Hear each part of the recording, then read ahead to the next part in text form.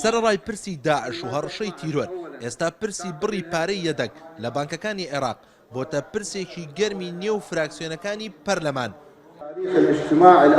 بەشێک لە پسپۆڕانی ئابووری باس لە کەمبوونەوەی یەدەگی عێراق دەکەن، ئەوان بۆ سەلماندنی بۆچوونەکانیان ئاماژە بۆەوە دەکەن کە پێش هاتنی داعش و کۆنتڕۆڵکردنەوەی مووسڵ ساڵانە بودجەی گشتی وڵات زیاتر لە 200 تریلیۆن دینار بووە، بەڵام لە 2 ساڵی ڕابردوودا ئەو بڕە پارەیە بۆ 100 تریلیۆن دینار کەمی کردووە.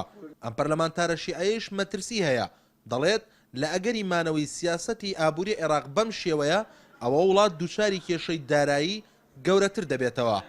بالتأكيد السياسة المالية الذي يقوم فيها الذي تقوم بەڵێ بێگومان یەدەگی عێراق لە خەتەردایە و مەترسی هەیە کە وڵات بەرەو کارەساتێکی ئابووری گەورە بڕوات. هەڵبەتە هۆکارەکانی دیارە کە سیاسەتی بانکی ناوەندی عێراق هەڵەیە و سیاسەتێکی دیاریکراوە و ڕوون نییە.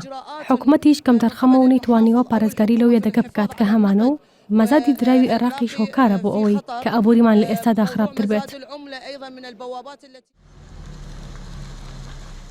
خەرجی شەڕی ڕوبەڕووبوونەوەی داعش و دابینکردنی پێداویستی ئاوەرەکان و دووبارە ئاوادانکردنەوەی شار و شارۆچکە زیان لە کەوتەکانی دەستی داعش بارقورسی بۆ سەر بودجە و توانای دارایی عێراق دروست کردووە.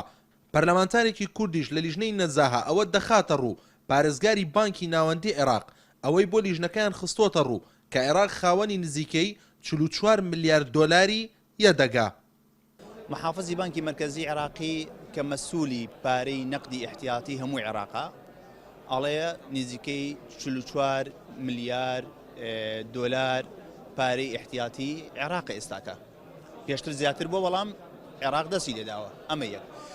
لە راپۆرتی بانکی دووەلی ئاماژە بۆکە کە عێراق سەرکەوتوو بووە لە تەعاملاتی نەقدی و دەستخۆشی لە بانکی مرکزی عێراقی کراوە. بە پێچەوانەی مەترسی و گومانەکان لەسەر بڕی پارەی یەدەگی عێراق پارێزگاری بانکی ناوەندی لە بەیاننامەیەکدا دڵنیایی داوە کە تاوەکو ساڵی 2020 ڕوبەڕووی هیچ مەترسیەکی ئابووری نابنەوە. پەرلەمانتارێکی شیعە پێی وتم سەری تۆ چەند دێمووی پێوەیە گیرفانی یەدەگی عێراقش ئەوەندە پارەی تێدایە. ئەمەم بە پەرلەمانتارێکی سونەوت وتی ڕاست نییە، چونکە عێراق ئەوەندە یەدەگی هەیە هیچ وڵاتێک لە ناوچەکە نیەتی، بەڵام قوت دەدرێت لە نێوانم دوو بۆ چوونەشدا هاوڵاتی عێراقی نازانێت بەچیان بڵێت ئەشهەد و ڕاست دەکەیت. ئومێد محەممەد یەنارتی، باغداد.